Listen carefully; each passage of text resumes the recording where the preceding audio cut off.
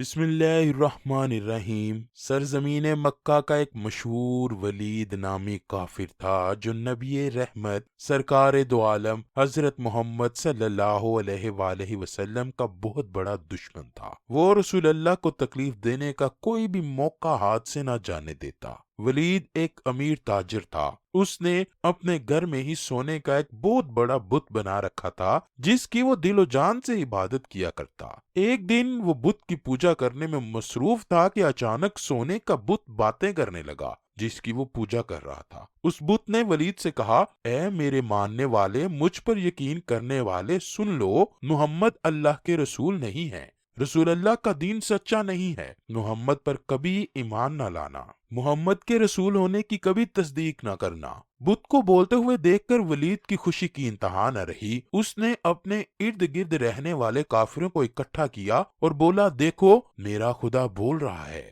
جب سارے اکٹھے ہو گئے، ولید کے بت کے پاس گئے تو انہوں نے بھی بت کے منہ سے وہی الفاظ سنے جو ولید نے سنے تھے۔ دوسرے دن پورے علاقے میں یہ بات عام پھیل گئی۔ سب لوگ آتے اور اس بت کے منہ سے یہ بہودہ الفاظ سن کر چلے جاتے۔ ایک دن انہوں نے رسول اکرم کو بھی دعوت دی کہ اے محمد، آؤ اور دیکھو ہمارا خدا یعنی بت سچا ہے جو یہ دعویٰ کر رہا ہے۔ انہوں نے نبی مکرم صلی اللہ علیہ وآلہ وسلم کو بھی تشریف لانے کو کہا۔ جب رسول اللہ اس بت کے پاس تشریف لائے اور جب حضور اکرم کو دعوت دی گئی تو ولید نے چلاکی سے سارے مکہ والوں کو بھی ایک میدان میں اکٹھا کیا تاکہ آج بت کے منہ سے یہ الفاظ سبھی سن لے اور پھر محمد صلی اللہ علیہ وآلہ وسلم پر جو ایمان لائے ہیں وہ بھی دوبارہ سے ہمارے خداؤں کو پوجنے لگے۔ لوگ میدان میں کھڑے ولید کے بت کے منہ سے مشرکانہ الفاظ سننے کے لیے بے تاب کھڑے تھے۔ جب بت نے رسول اللہ کو دیکھا تو اس نے نبی مکرم کی طرف اشارہ کرتے ہوئے کہا، اے لوگو،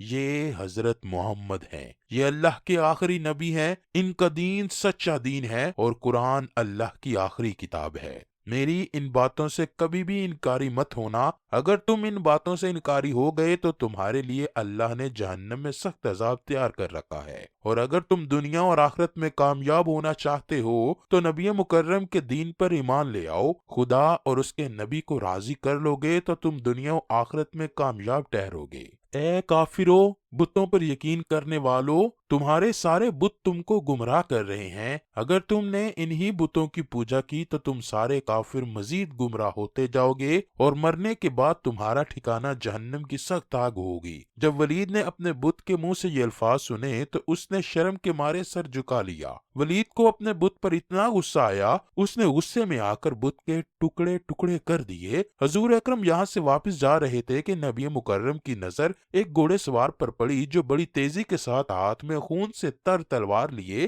نبی مکرم کی طرف آ رہا تھا۔ جب رسول اللہ صلی اللہ علیہ وآلہ وسلم کے پاس آیا تو اس نے آپ کو سلام کیا۔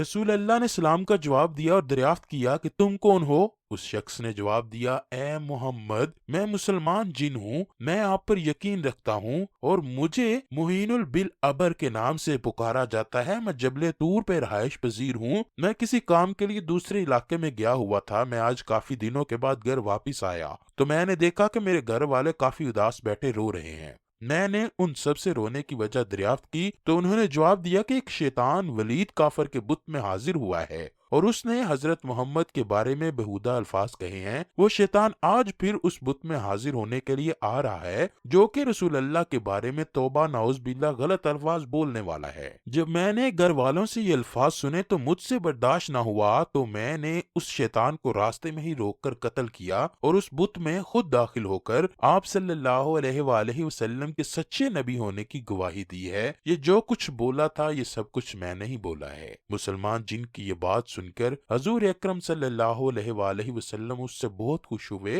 اور اس جن کے لیے اللہ سے مغفرت کی دعا کی۔